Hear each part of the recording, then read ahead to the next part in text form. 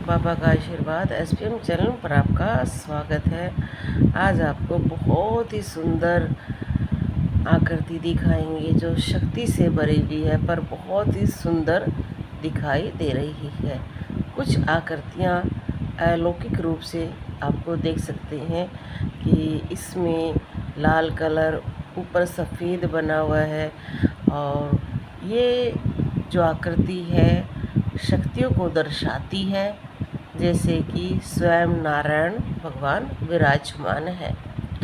जब आप इस तरह की शक्तियों को देखते हैं तो आपको लक्ष्मी नारायण के दर्शन होते हैं।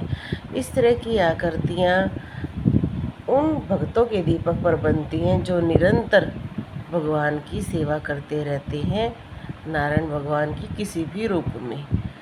कई आकृतियाँ देखकर हमारा मन बहुत खुश हो जाता है या मन को मोह लेती हैं, तो ऐसी आकृतियाँ आपके जीवन में बहुत ज़्यादा बदलाव ला सकती हैं। ये आपकी जल तत्व को भी बढ़ा सकती हैं, क्योंकि कहा जाता है कि जल तत्व जब जागृत होता है तो अंदर प्रेम और भक्ति भी जागृत होती है। मनुष्य बहुत ही ज़्यादा प्रेमय हो जाता है अपने भगवान के लिए, और वो नृत्य करके, गा कर या बहुत तरीके से अपने प्रभु को धन्यवाद करता है।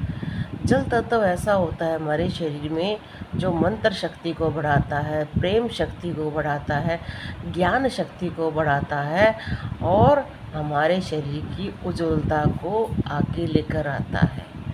ये सबसे प्रमुख तत्व माना जाता है। इस तत्व के बारे में अगर आप हमारी कई वीडियो देखेंगे तो आप समझ पाओगे, क्योंकि इस एक तत्व पर बहुत सारी चीज़ें होती हैं जिसकी वजह से अगर आप ये कहें कि हमने वो वीडियो देखी है, तो हर किसी अलग वीडियो में उसके गुण बताए गए हैं कि अगर आपको इस तरह की आकृतियाँ बन रही हैं तो आपको शायद ये अनुभव होंगे। कई लोग बहुत रोएंगे, कई लोग कहते हैं जी बस आँखों से पानी गिरता है, मुस्कान इतनी ज़्यादा आती है प्रभु को देखकर, मैं तो एक जगह पर ठहर जाता हूँ, मेरी आँखें एकदम रुक जाती हैं। तो ये प्रेमा भक्ति होती है। और ये जल तत्व जब हमारा जागृत हो रहा होता है तो उस टाइम ये चरम सीमा पर आ जाती है, और इसके अनुभव इतने ज़्यादा हो जाते हैं व्यक्तियों को कि वो व्यक्ति इस सुख को सबसे बड़ा सुख मानते हैं, क्योंकि इस सुख में व्यक्ति सन्यासी बनने तक की सोच लेता है, क्योंकि इतनी ज़्यादा प्रेमा भक्ति से इतना सुख मिलता है, इस सुख के बराबर कोई सुख नहीं होता है। इसलिए तो कहा जाता है कि प्रभु की भक्ति में क्या आनंद मिलता है, जिसको मिला है वही जाने। तो आप अगर इस तरह की आकृतियाँ अपने दीपक पर देखते हैं तो आप प्रभु के लिए बहुत ही खास है, और वो आपके लिए खास है, तो ये बहुत अच्छी है। और कई बार जब ये जल तत्व आपका जागृत होता है तो आपके परिवार वाले अगर आपको बुरा भला कहें तो आपने बुरा नहीं मानना है, और ना ही कोई बुरे वचन उनके लिए बोलने हैं, क्योंकि इस भक्ति में कई बार मनुष्य बहुत ज़्यादा भक्ति करते हैं, संगीत सुनते रहते हैं, कीर्तनों में जाना शुरू कर देते हैं, तो कई बार कई व्यक्ति ये कह देते हैं कि ये घर के काम से विमुख हो गया है, अपनी जिम्मेवारियों से विमुख हो गया है।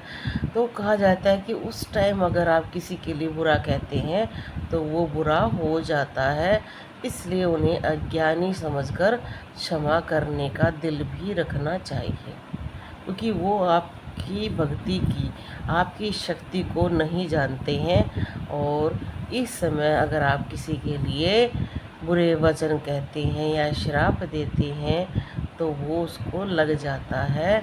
इसलिए कई बार हमें अपनी भक्ति में सजगता से रहना चाहिए। आपने देखा होगा ना, कई जो बड़े बड़े संत हैं अगर उनको कोई बुरा भी कहता है तो वो मुस्कुराते रहते हैं, वो हंसते रहते हैं। इसका प्रमुख कारण यही होता है, उन्हें पता होता है कि अगर मैंने इसके लिए कुछ बिना सोचे समझे भी अगर इस बुरे शब्द के, शराब तो छोड़ो, अगर बुरे शब्द भी कह दिए तो वो कहीं इसके विनाश का कारण ना हो जाएं। और इससे जुड़े हुए बहुत सारे जो व्यक्ति हैं, इसके बच्चे हैं, माँ बाप हैं, बहुत सारी चीज़ें होती हैं